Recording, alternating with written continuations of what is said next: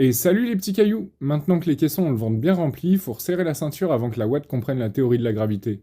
Et ouais, ça pèse quand même 20 kilos du mètre carré.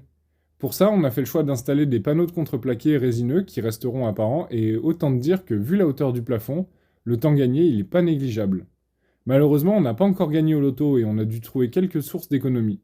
À l'étage, on a prévu une bande de faux plafonds techniques qui va nous permettre de passer tout un tas de réseaux, et on est désolé d'avance pour les araignées qui vont venir squatter, mais ce sera finition OSB pour vous. Pour l'assemblage des panneaux, on a fait le choix du joint creux. C'est une méthode assez simple qui consiste à laisser un petit vide entre deux éléments. Comme ça, on devance le fait que les panneaux soient pas totalement droits, et surtout qu'ils se fassent des bisous uniquement par intermittence. Bien évidemment, on passe les panneaux au-dessus des arbalétriers pour éviter l'effet lambris, et on pousse Théo loin dans ses retranchements. Lui, c'est le zinc et pas le bois, hein. Avec le contour des Velux, on est passé au niveau de difficulté supérieur.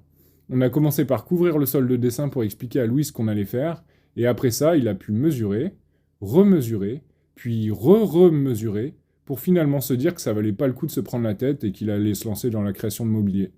Mais finalement, il est venu à bout du casse-tête du vieux caillou.